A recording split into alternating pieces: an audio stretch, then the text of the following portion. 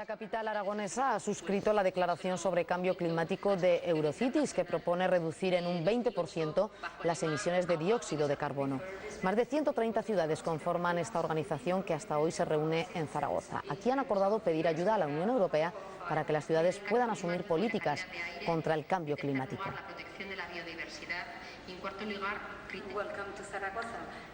Javier Celma es director de la Agenda de Medio Ambiente y Sostenibilidad del Ayuntamiento de Zaragoza. Buenos días. Hola, buenos días. ¿Qué alcance tiene esa declaración que se ha firmado aquí en Zaragoza sobre el cambio climático? Es un compromiso de los alcaldes de las ciudades en el sentido en dos grandes aspectos. Por un lado, el compromiso de empezar a desarrollar políticas relacionadas para la mitigación del cambio climático, su reducción de las emisiones de gases de efecto invernadero, y por otro lado hay algo importante que quizás sea lo gran desconocido de la población, que es establecer también unas pautas, preparar las ciudades para lo que podríamos llamar la adaptación a la situación de cambio climático, es decir, los regímenes de lluvia que están cambiando, las circunstancias climatológicas, todas aquellas derivadas de las consecuencias del cambio climático. Por lo tanto, son dos vías diferentes y que tienen que ser complementarias, ¿no? Esta es una de las cuestiones fundamentales del análisis que se ha desarrollado y se está desarrollando durante estos días. Ustedes se han comprometido a reducir hasta en un 20% estas emisiones. De hecho, Zaragoza incluso se aventura un 30% de la reducción. ¿Cómo se consigue esto en una gran ciudad como Zaragoza con 700, 800.000 habitantes? Bueno, se consigue con dificultades, esto es obvio, ¿no? Es obvio, pero bueno, los escenarios que estamos barajando primero son de alguna forma esperanzadores, puesto que los estudios que hemos realizado entre el año 1996 y el año 2005, en una zona que se monitorizó y que se ha seguido en el tiempo, nos ha permitido comprobar que allí hemos logrado bajar hasta un 4% de las emisiones. En el caso del sector industrial de Zaragoza, de las grandes industrias de Zaragoza, se ha reducido un 14%.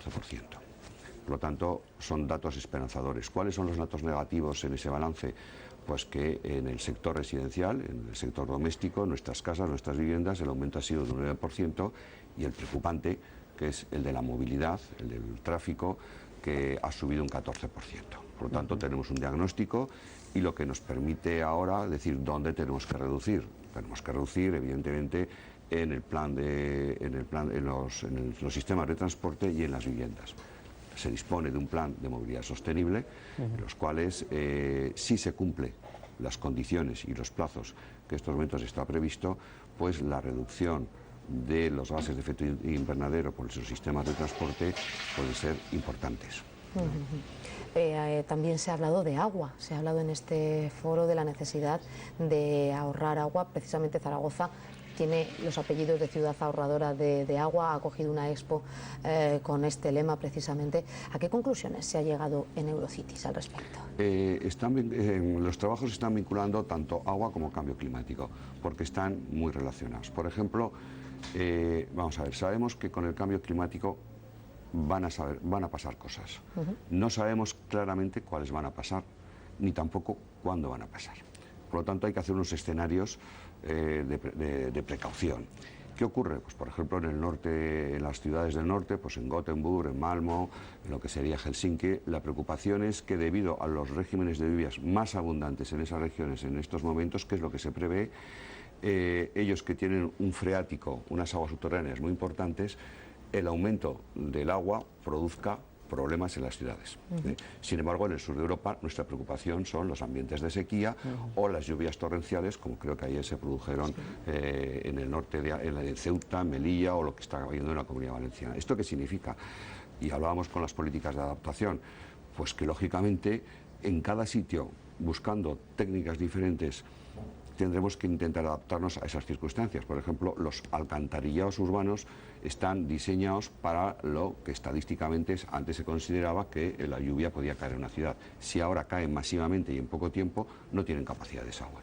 Sí. En el caso de ellos, o como por ejemplo ya ocurrió en el año 93-94, cuando tuvimos una gran sequía en Europa, en Inglaterra, que están cantidad de casas y sobre todo en algunas regiones están edificadas sobre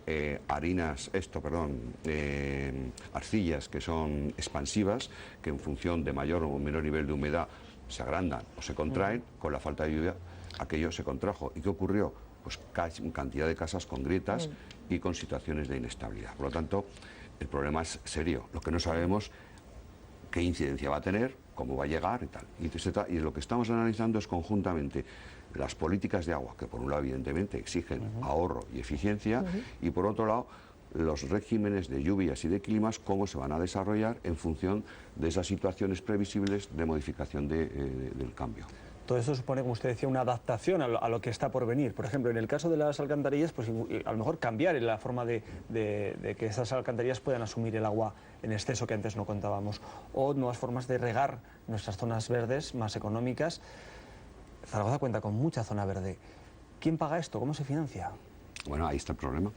Evidentemente, lo que tiene la red Eurocities, que es una red que tiene mucha relación con la Comisión Europea.